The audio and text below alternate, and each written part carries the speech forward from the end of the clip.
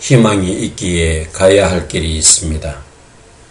가야 할 길이 있기 때문에 나는 오늘도 걷습니다. 지금부터 취업 상식, 금융 3에 대해서 학습하도록 하겠습니다. 첫 번째, 유가 상승, 원자재 가격 상승 등 생산비의 증가로 총 공급이 감소하여 발생하는 인플레이션을 무엇이라고 할까요?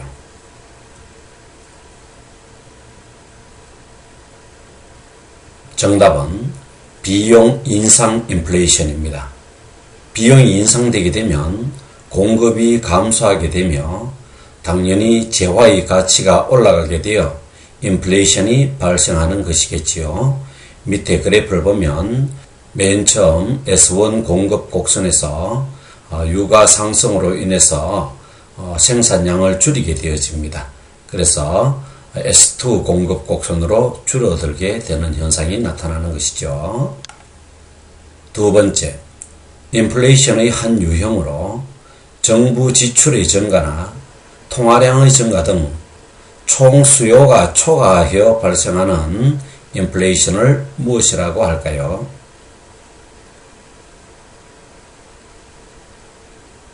정답은 수요 견인 인플레이션이라 합니다. 수요가 인플레이션을 견인하는 것이죠. 경기 과열 등으로 인해 개인들의 재화나 서비스에 대한 수요가 크게 늘면서 상대적으로 부족해진 재화 및 서비스의 물가가 지속적으로 상승하게 되는 것을 의미하는 것입니다. 정부가 지출을 늘리거나 통화량의 증가 정책이 변화되어지면은 그래프와 같이 D1 수요 곡선에서 D2 수요 곡선으로 이동하게 되어집니다. 같은 가격이라도 수요가 더 증가하게 되어지는 것이죠. 정부 등의 정책에 의해 총 수요가 증가하여 발생하는 인플레이션을 수요 견인 인플레이션이라 합니다. 세 번째, 총 수요 측면과 총 공급 측면이 동시에 작용하여 총 수요 곡선은 우측으로 이동하고 총 공급 곡선은 좌측으로 이동하여 물가가 크게 상승하는 현상을 무엇이라고 할까요?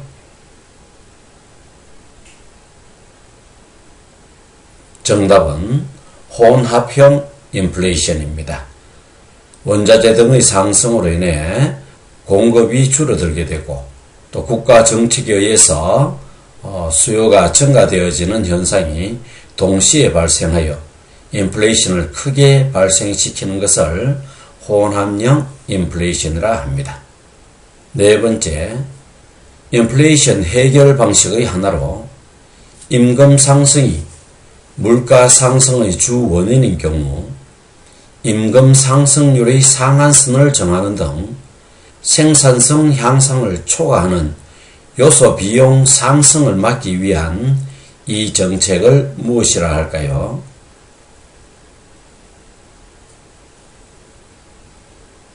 정답은 소득 정책입니다.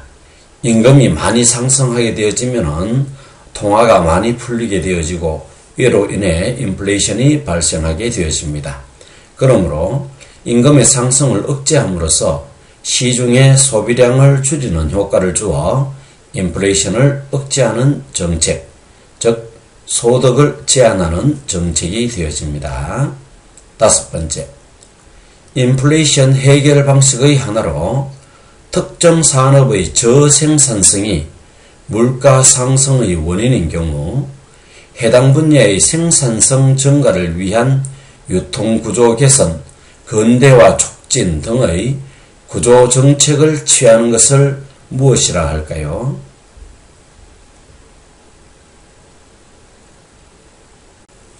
정답은 구조 정책이라 합니다. 저생산으로 인해 공급량이 부족하게 되어지면 자연히 재화의 가치가 상승하게 되어 돈의 가치가 떨어지게 되어지는 것이죠. 이를 막기 위해 공급을 확대하는 구조로 조정하는 정책을 구조 정책이라 할 수 있겠습니다.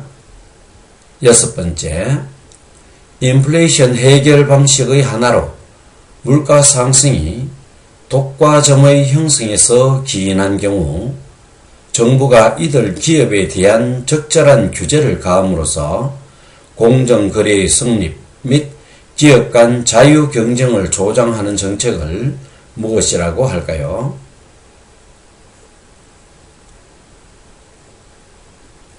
정답은 경쟁 촉진 정책입니다. 독과점이 형성되었을 경우 가격 담합으로 인해서 가격이 상승하는 효과를 가져오게 되겠죠. 이와 같은 것을 방지하기 위해서 경쟁 시스템을 조장함으로써 인플레이션을 막으려 하는 정책을 경쟁 촉진 정책이라 합니다. 7번째, 아담 스미스가 주창한 이론으로 다른 생산자에 비해 같은 상품을 더 적은 생산 요소로 생산할 수 있는 상품을 생산, 수출하는 것이 더 유리하다는 자유무역의 근거를 최초로 제시한 이 이론은 무엇일까요?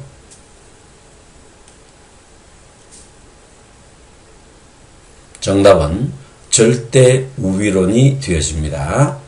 A라는 나라는 바나나를 더 저렴하게 생산하고 B라는 나라는 반도체를 더 저렴하게 생산할 때 두 나라는 더 저렴하게 생산하는 제품을 판매하는 것이 더 유리하다는 이론이 절대 우위론이 되어집니다. 8번째, 다른 생산자에 비해 같은 상품을 더 적은 기회비용으로 생산할 수 있는 능력을 말하는 것으로 리카르도가 주창한 이 이론은 무엇일까요?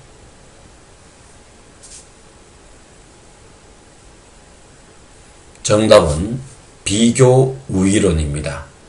A라는 나라가 바나나와 반도체를 B나라보다 다 저렴하게 만들 때 동일한 생산비로 더 많은 수익을 낼 수 있는 비교적 우위에 있는 반도체를 만드는 것이 더 유리하다는 이론이죠.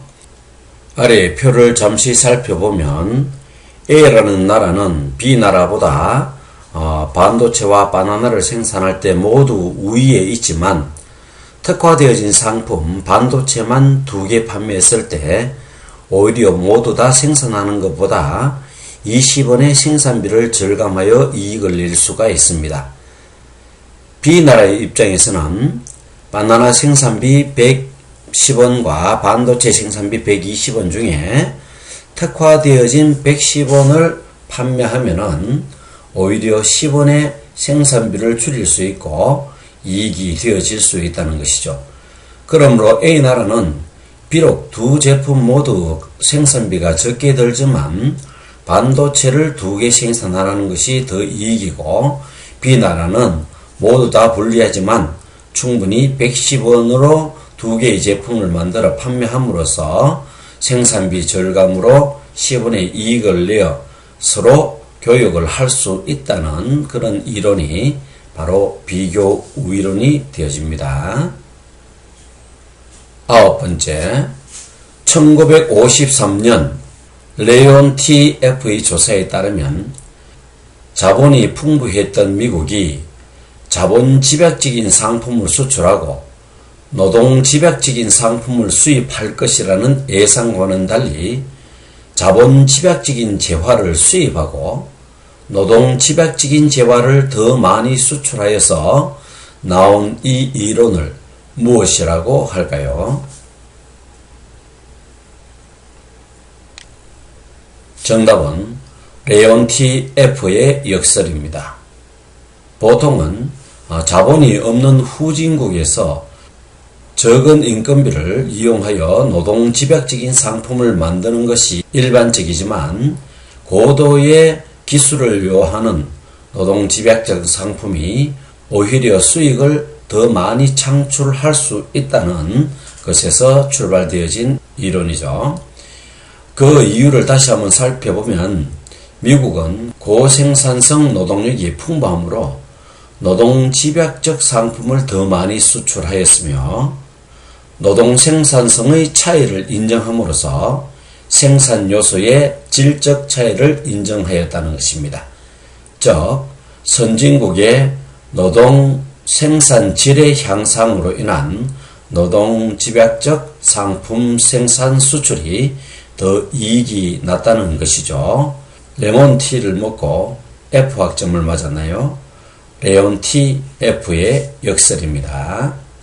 10번째, 금융시장이 통합되고 모든 거래가 자유롭다면 전 세계 금융시장에서는 동일한 금융상품에 대해 동일한 가격이 형성된다는 이 이론을 무엇이라고 할까요?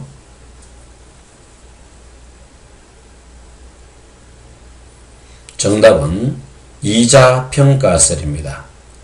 국제적 일물일가의 법칙의 이론적 바탕을 두고 만약 국제무역에 있어서 수송비나 거래 수수료, 정보 획득 비용 등 일체의 거래 비용이 없다고 가정하면 통화 1단위의 실질 가치가 모든 나라에서 동일하게 환율이 결정된다는 이론이 바로 이자평가설이 되어집니다.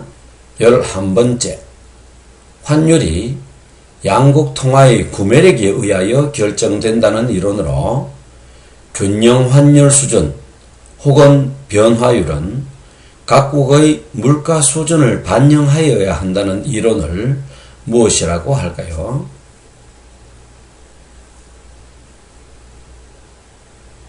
정답은 구매평가설입니다.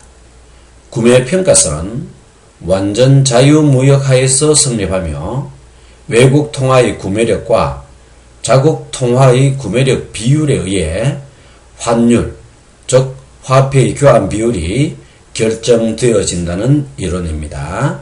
구매평가설입니다. 12번째, 정부가 공적자금 회수의 일환으로 자산규모 318조 원에 이르는 우리 금융그룹의 민영화를 추진하였는데요. 이때 우리 금융인수에 성공하는 은행은 다른 은행을 압도하여 금융권의 새로운 지도를 짜게 될 가능성이 높았다고 합니다. 이와 같은 초대형 은행을 일컬는 이 말을 무엇이라고 할까요? 정답은 메가뱅크입니다. 메가는 주로 크다, 거대하다라는 뜻으로 많이 사용되고 있죠. 13번째, 금융기관에서 과거의 일정 기간 축적된 고객의 신용거래 행태 등의 정보를 현재 시점에서 통계적으로 분석해 고객의 신용도를 예측하는 선진국형 개인신용평가 기법 또는 대출심사 제도를 무엇이라고 할까요?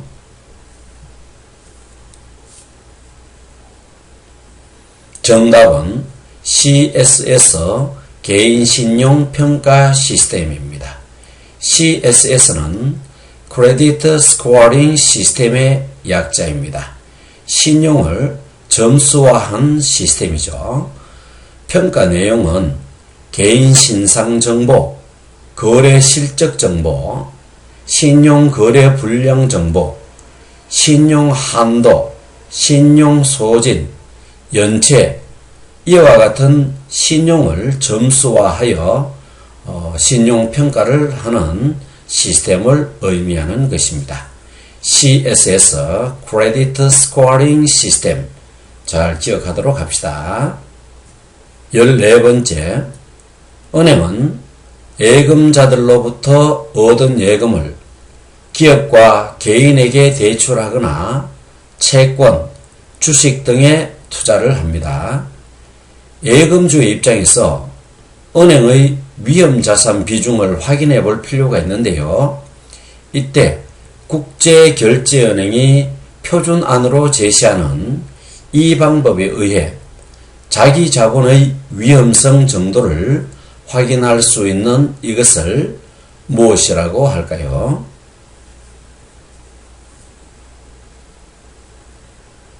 정답은 BIS 자기 자본 비율입니다.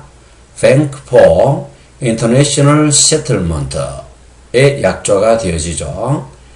BIS 자기 자본 비율은 위험 가중 자산에 차지하는 자기 자본의 비율을 의미하는 것입니다.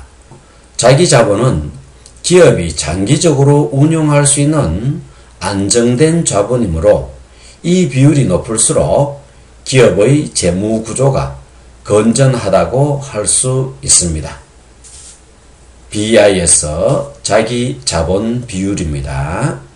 15번째, 주택자금 수요자가 은행을 비롯한 금융기관에서 장기 저리 자금을 빌리면 은행은 주택을 담보로 주택저당증권을 발행하여 이를 중개기관에 다시 팔아 대출 자금을 회수하는 제도를 무엇이라고 할까요?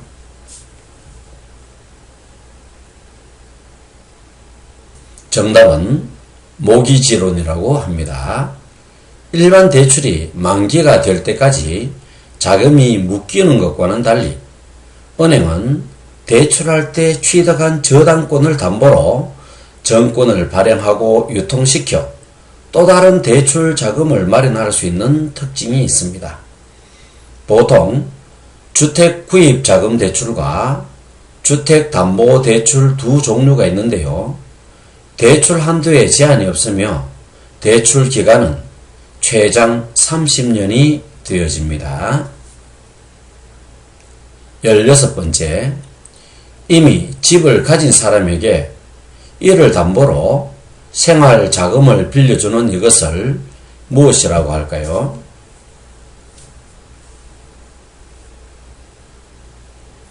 정답은 역모기지론이 되어집니다.